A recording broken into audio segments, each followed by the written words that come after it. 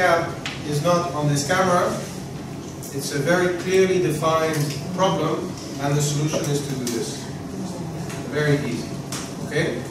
The vaguer I make my purpose, stimulate development, the more difficult it will be for me to come up with the solution, because it can go in all kinds of directions. But again, don't worry about the fact that initially your definition is quite broad, because you will be able to refine it over time. Now, just if I may, in terms of technique, one of the natural tendencies we have in meetings, in groups, is we want to discuss, we want to talk, right? In a session like this, please talk, but also write. And why is writing important? Because as soon as you write something on paper, let's say, for example, you felt that it needed to be in the agricultural area. As soon as you put agriculture on paper, your mind frees up to think about other things. If all you're doing is thinking about agriculture, agriculture, agriculture, you're just trying to convince these three other guys that we should be working on agriculture. And that's not a good discussion to have. And so, in fact, it's a classic technique. If you have a workshop, and there is one particularly difficult person who is always saying, yes, but this cannot be, this cannot be, this cannot be. Many people who lead workshops would try and squash that person, shut him up, make sure that he doesn't talk anymore, because the reverse is let him talk in the beginning. Write everything that he's saying. Make sure that he feels, or she feels, somebody has captured everything I think. And then that person becomes free to and open to other ideas. We are, as human beings, we all need to feel loved and liked and respected and everything else. And so that part of the dynamic is that when you have an opinion, you like that opinion to be taken into account. And writing it down is one of the best ways to take the opinion into account. Okay? That's just a side note in terms of group dynamic. So please, also in the rest of the workshop, don't hesitate to write. As I explained here, if afterwards you don't think it's the right idea anymore, just scratch it out or take it off or throw it in the garbage can, whatever. Okay, so we know what we will be working on today. We will also work with personas. Who has worked with personas here? Excellent.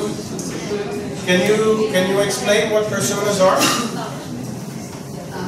Shh. She's going to explain what personas are. In English or whatever you feel most comfortable with.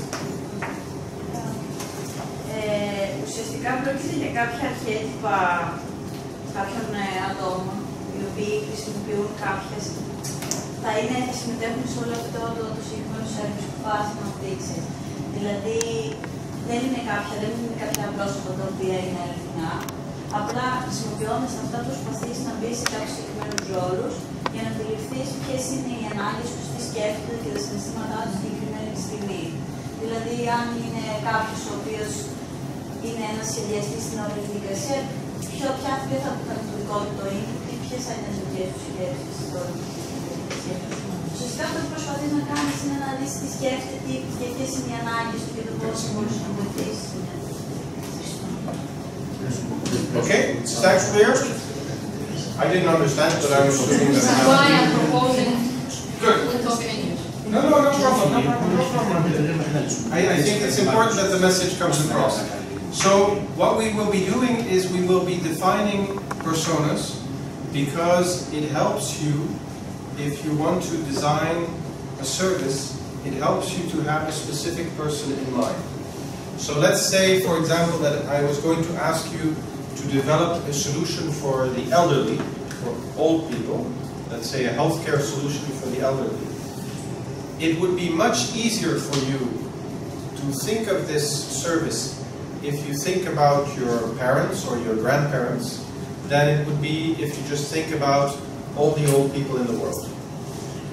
Just in terms of the way we think and design, it's always much easier to design for a specific person than it is to design for a segment. Okay, and it's one of the reasons why we use personas. We will come back on these personas. Don't worry about the names, etc. You'll get to give your own names. One of the first things we need to do is we need to think about persona dimensions. So if we think about the target users, so for example here we have target users in the agricultural sector. If we think about these users, how will they be different one from the other? So within the agricultural sector, maybe, I don't know, age could be a very important dimension. So if I have a younger farmer, it's going to be different than if I have an older farmer. Maybe. But probably the fact that this farmer has no hair or has hair is not an important dimension. The color of the eyes is probably not an important dimension. Maybe the fact that they know how to use computers, or they don't know how to use computers, or they have internet or they don't have internet, maybe that is an important dimension. So one of the things I would like you to do is, for your target user, think about those dimensions. So we'll do a very quick exercise, and we won't ask you to draw anymore because I noticed that it's incredibly complicated for you.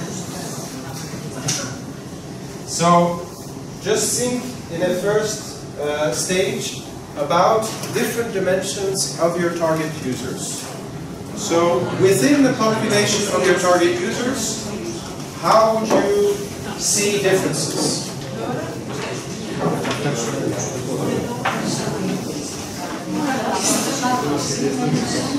And it's very important. It's very important here that you think about people. Don't think about organizations. Think about people. So, for example, in the tourism sector, don't think about a hotel versus a restaurant. Think about the people that work within these hotels or the restaurants.